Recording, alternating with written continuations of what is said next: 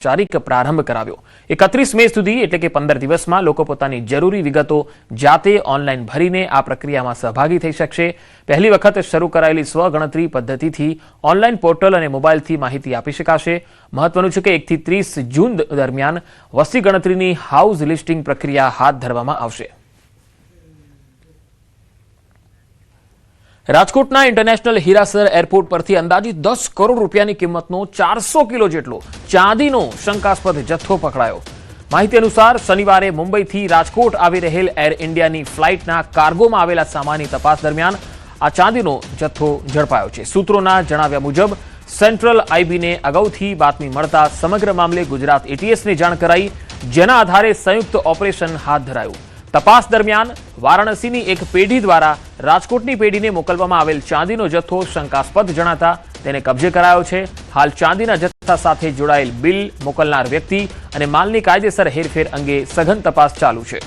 સૂત્રો અનુસાર 3 શંકાસ્પદ વ્યક્તિઓને પણ એટીએસને સોંપાયા છે। સમગ્ર મામલે સીજીએસટી અને ઇન્કમટેક્સ વિભાગ પણ તપાસ કરી રહ્યું છે। જો કે સેન્ટ્રલ આઈબી અને ગુજરાત એટીએસ દ્વારા હજુ કોઈ સત્તાવાર માહિતી જાહેર કરાઈ નથી। આ તરફ અમદાવાદ ઇન્ટરનેશનલ એરપોર્ટ પરથી એક પેસેન્જર પાસેથી ગાંજો જપ્ત થયો। થાઈ લાયન એરથી લાવવામાં આવેલો કરોડોનો ગાંજો જપ્ત કરાયો છે। બેંકોકથી આવેલ એક ભારતીય મુસાફર પાસેથી 6.540 કિલોગ્રામ ગાંજો જપ્ત કરવામાં આવ્યો। ટ્રોલી બેગમાં છુપાવીને લઈ જવામાં આવી રહ્યો હતો આ ગાંજો। હાલ સમગ્ર મામલે તપાસ ચાલી રહી છે।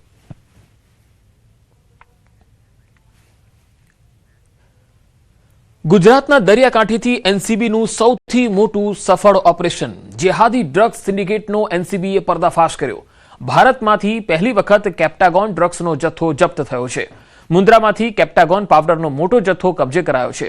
એક કન્ટેનરમાંથી આશરે 196.2 કિલો કેપ્ટાગોન પાવડર મળી આવ્યો। ઘેટાના ઊનના કન્ટેનરની આડમાં થતી હતી ડ્રગ્સની હેરાફેરી। કેસમાં સંડોવાયેલ સિરિયન નાગરિકની પણ ધરપકડ કરાઈ છે। વિઝા પૂરા થયા બાદ પણ ભારતમાં ગેરકાયદેસર રહેતો હોવાનું ખુલ્યું છે। નવી દિલ્હીમાં નેબસરાઈમાં ભાડેથી રહેતો હતો આરોપી। 11 મેના રોજ આરોપીના ભાડાના ઘરમાંથી કેપ્ટાગોન ટેબ્લેટ્સ મળી। આરોપીના ઘરમાંથી 31.5 કિલો કેપ્ટાગોન ટેબ્લેટ્સ મળી આવી, જેને કમર્શિયલ ચપાતી કટિંગ મશીનમાં કાળજીપૂર્વક છુપાવી હતી। આ ડ્રગ્સનો જથ્થો ભારતમાંથી સાઉદી અરેબિયા મોકલવાનો હતો। નવી દિલ્હી અને કચ્છ બંને જગ્યાએથી રૂપિયા 182 કરોડનો કુલ 227.7 કિલો કેપ્ટાગોન ટેબ્લેટ અને પાવડરનો જથ્થો જપ્ત કરાયો છે।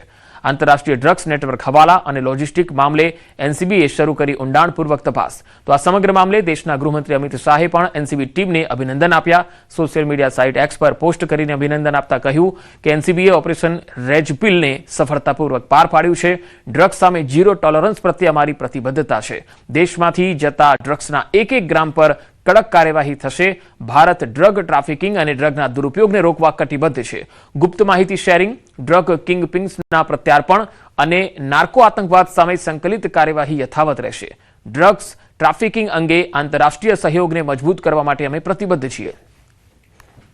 તો અમિત શાહે પણ એનસીબીની ટીમને અભિનંદન આપ્યા। એનસીબીનું ઓપરેશન રેજપિલ હિંસક પ્રવૃત્તિઓ માટે ખાસ કરીને જે આ દવા છે તેનો ઉપયોગ થતો હોય છે, જાતીય કાર્યક્ષમતા વધારવા માટે પણ તેનો ઉપયોગ થાય છે।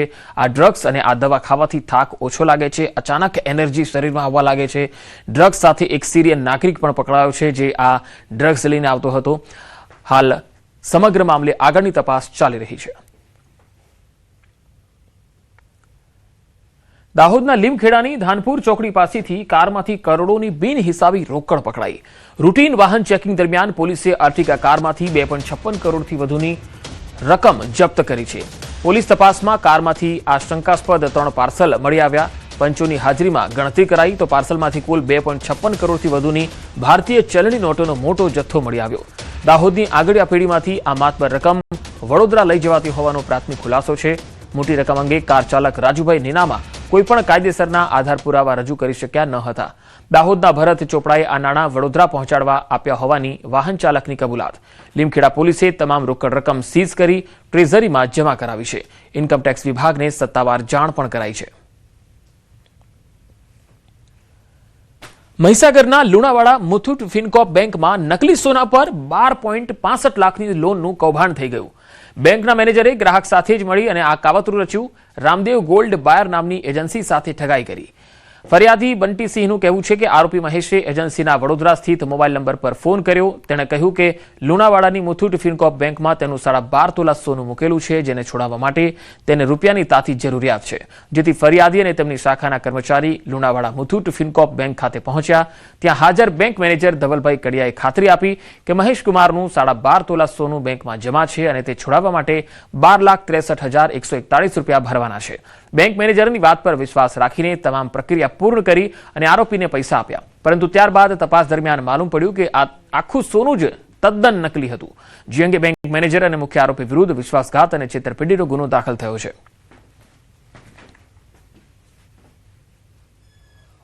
સમગ્ર ઘટનામાં મુથુટ ફિનકોર્પ લુણાવાડાના બ્રાન્ચ મેનેજર ધવલ કડિયાની પણ સંડોવણી સામે આવેલ છે.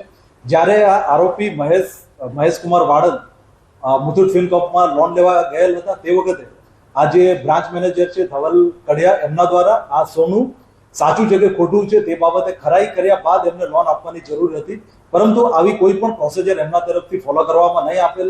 પોલીસે આ બંને વ્યક્તિઓ વિરુદ્ધ ગુનો દાખલ કર્યો છે અને આગળની તપાસ ચાલુ છે. જૂનાગઢમાં મહિલાની હત્યાનો ભેદ ઉકેલાયો છે. નજીકના જ વ્યક્તિએ હત્યા કર્યાનું સામે આવ્યું. પૈસાની લેતી દેતી મુદ્દે હત્યા થઈ હોવાનું પ્રાથમિક તારણ છે. ગિરિરાજ વિસ્તારના ચિત્રકૂટ સોસાયટીમાં હત્યા થઈ હતી. 4 દિવસ પહેલા ગળું કાપીને હત્યા કરી હતી. આરોપીની પૂછપરછમાં વધુ ખુલાસાઓ થઈ શકે. ક્રાઇમ બ્રાન્ચ અને અલગ અલગ ટીમો દ્વારા હત્યાનો ભેદ ઉકેલાયો છે. જૂનાગઢમાં મહિલાની હત્યાનો ભેદ ઉકેલાયો છે. આરોપીની પૂછપરછમાં વધુ કેટલાક ખુલાસાઓ થઈ શકે છે. નજીકના જ વ્યક્તિએ હત્યા કરી હોઈ શકે છે. હાલ તો ક્રાઇમ બ્રાન્ચ અને અલગ અલગ ટીમ આ સમગ્ર મામલામાં તપાસ કરી રહી છે. 4 દિવસ પહેલા મહિલાની ગળું કાપીને હત્યા કરાયેલી લાશ મળી આવી હતી, ત્યારે આરોપીની પૂછપરછમાં વધુ કેટલાક ખુલાસાઓ થઈ શકે છે.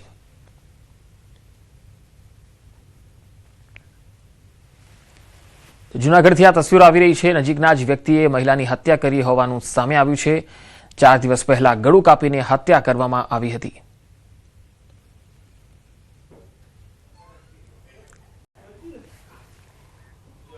દાહોદના ગરબાડા તાલુકાના પાંચવાડા વિસ્તારમાં દીપડાના હુમલાથી ભયનો માહોલ સર્જાયો.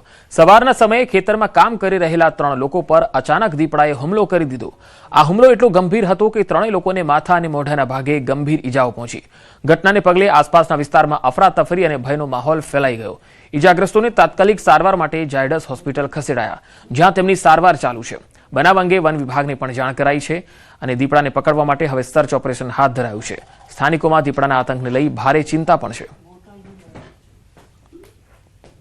દીપડો સવારની વેલે આવી જતા અમારા રાકેશભાઈ સેવાભાઈ પરમાર એના ખેતર ગવારિયા તોડવા જતો હતો અને ખેતરમાં ઘૂસતા દીપડો ત્યાં પડેલ હતો. તે રાકેશભાઈને હુમલો કરતા રાકેશભાઈને જમણી બાજુ ગાલે પંજા માર્યા અથવા હાથે પંજા માર્યા. તૈતા દીપડો ભાગતા પછી અન્ય રસ્તાની અંદર અમારે ગામના બીજા લોકો જોવા સારું કે દેખવા ભાગ્યા. તો એ લોકો પંકજભાઈ ધોળાભાઈ માવીને તેને પણ માથાના ભાગમાં પંજો માર્યો, મોઢું માર્યો અને હાથની અંદર બસકું મારી લીધું. ખેતરની અંદર કામ કરતા ત્યાં દીપડો આવેલ હોય ને દીપડાએ 3 જણને ઈજાગ્રસ્ત કરેલ છે અને એ લોકોને નજીકની પીએસસી પર લાવવામાં આવ્યા હતા ને ત્યાંથી ઝાયડસની અંદર રિફેર કરવામાં આવ્યા છે. એની જાણ ફોરેસ્ટ ખાતાને કરતાં ફોરેસ્ટ ખાતું પણ આવી ગયેલ છે અને દીપડાને પકડવા માટે પાંજરાની વ્યવસ્થા મૂકવામાં આવે એવી અમારા ગામ લોકોની માંગણી છે. ડાંગમાં રહેણાંક વિસ્તારમાં દીપડાની લટાર જોવા મળી. સાપુતારામાં શિકારની શોધમાં નીકળેલા દીપડાઓ સીસીટીવીમાં કેદ થયા છે. આ તસવીરો જુઓ. સ્થાનિકો સહિત પ્રવાસીઓમાં ભય છે. સાપુતારાના હોટલ વિસ્તારમાં દીપડાઓના આંટા ફેરા સીસીટીવીમાં કેદ થયા છે. હોટલ એસોસિએશન દ્વારા એક પાંજરું પણ મૂકવાની માંગ છે. દીપડાને પાંજરે પૂરવા હાલ કવાયત ચાલી રહી છે. તો ડાંગના સાપુતારામાં રહેણાંક વિસ્તારમાં દીપડાની લટાર જોવા મળી છે અને આ દીપડા સીસીટીવીમાં પણ કેદ થયા છે. હોટલ વિસ્તારમાં દીપડાના આટાફેરાથી હોટલમાં આવતા લોકો માટે પણ હાલ ભયનો માહોલ છે. હોટલના સંચાલકોએ પણ આવા દીપડાને પાંજરે પૂરવાની માંગ કરી છે. વન વિભાગને પણ જાણ કરાઈ છે. હાલ પાંજરું મૂકી અને દીપડાને પકડવાની કવાયત ચાલુ છે.